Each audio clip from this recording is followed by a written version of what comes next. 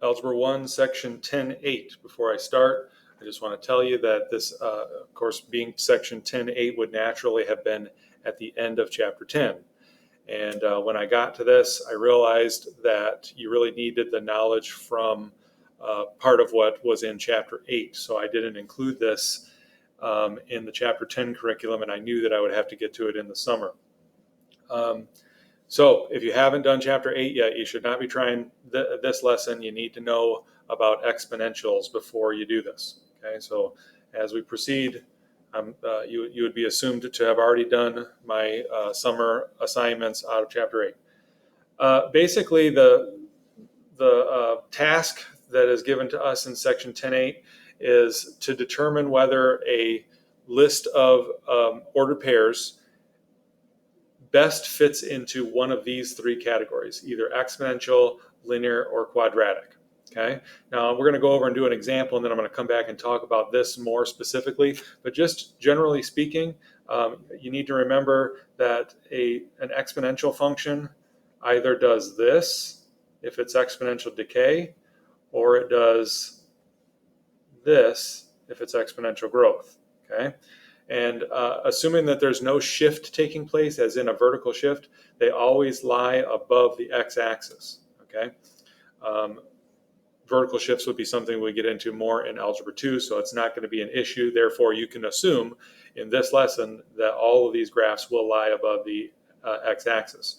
And what we determined in Chapter 8 that causes whether it's decay or growth is whether the b value is between 0 and 1 or above 1, right? It's growth if it's above 1 because a is getting multiplied by a number bigger than 1, however many times you put in for x.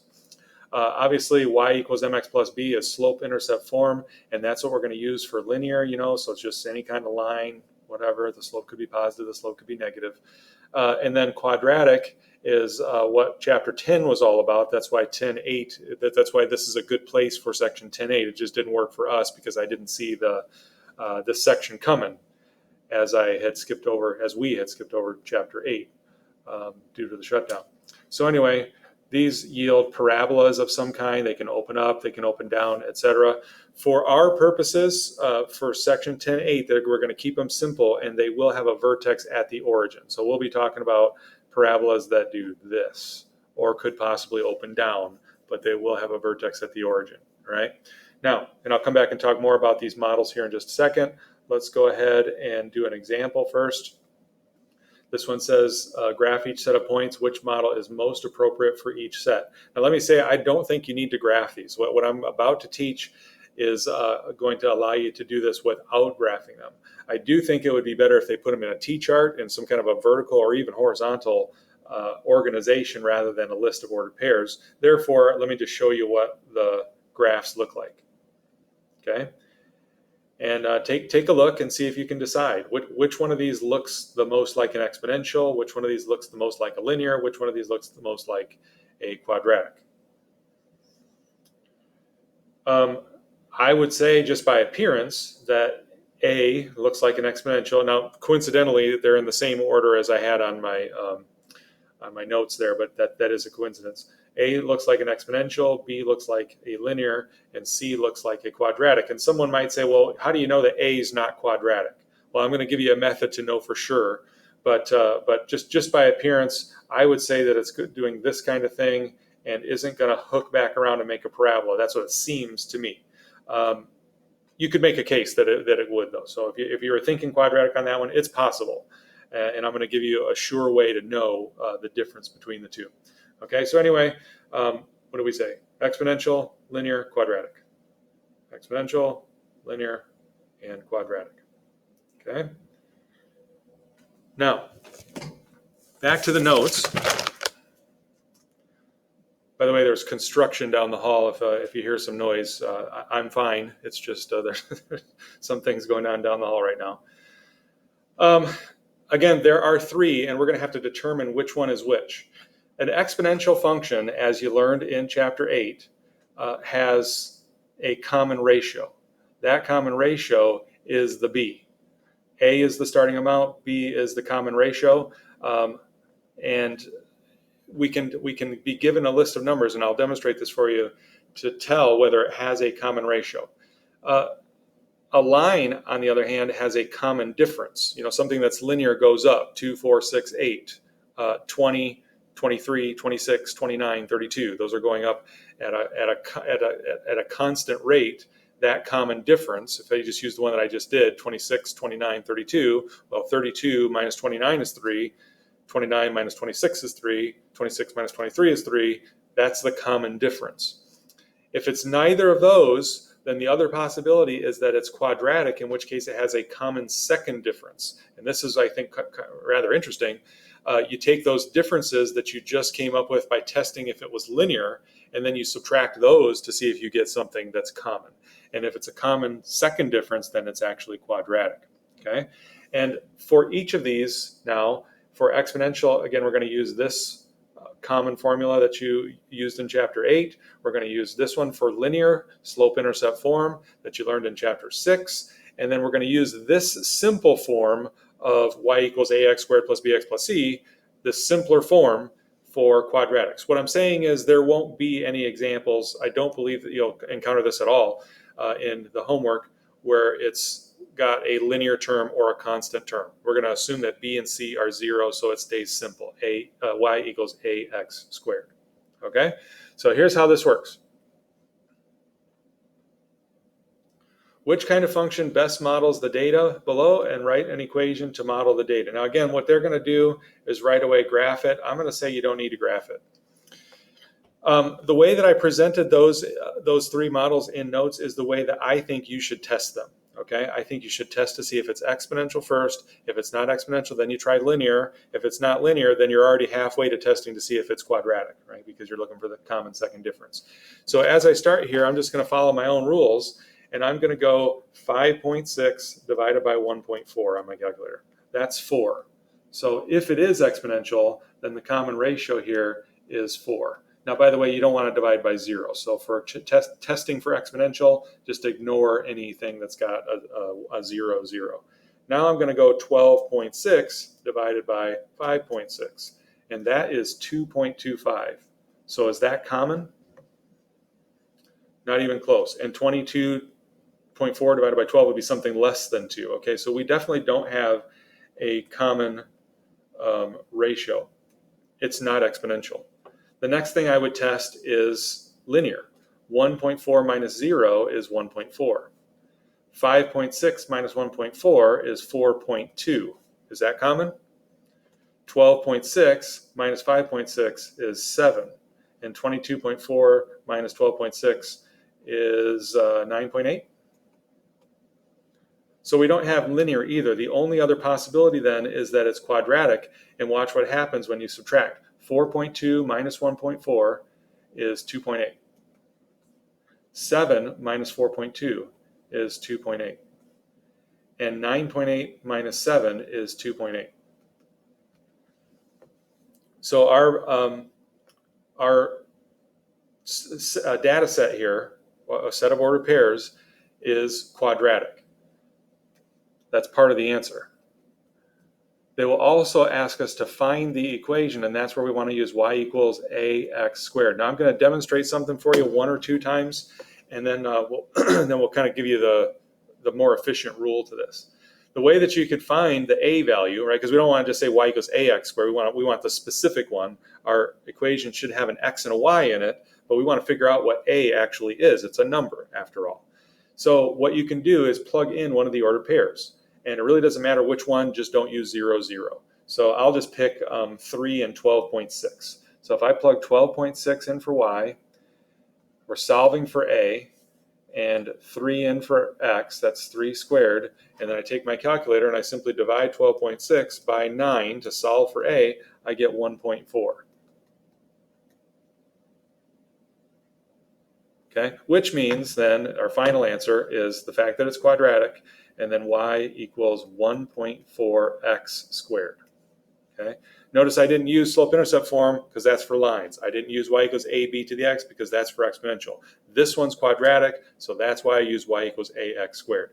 And my answer is y equals 1.4x squared. Now take a look at the 1.4 and see if you think that has anything to do with the common second difference that we came up with.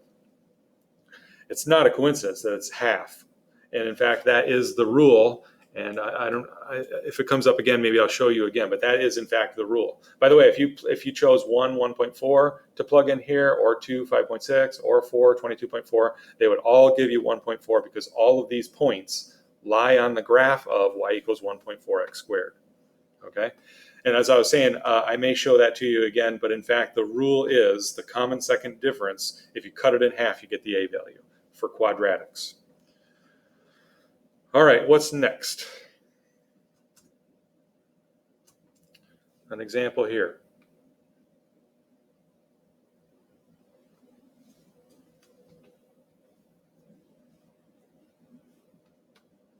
Now again, let's try exponential. I go 7 divided by 5, it's 1.4. I go 9 divided by 7, it's not 1.4. 11 divided by 9 is 1.2 repetend, okay? So I was testing to see if it's exponential. It's not.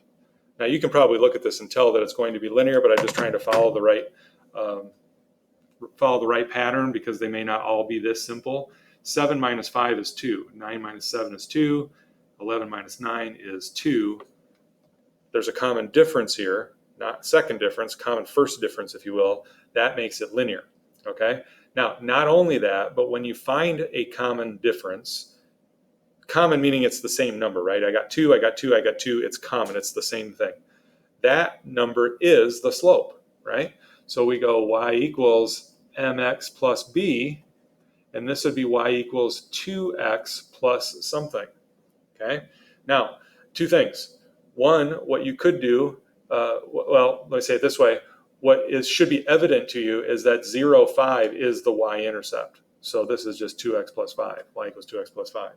If you didn't know that, and you started with y equals 2x plus b, you could again do somewhat what we did on the last example for the quadratic here, and you could just pick a point, pick 311, pick any of them.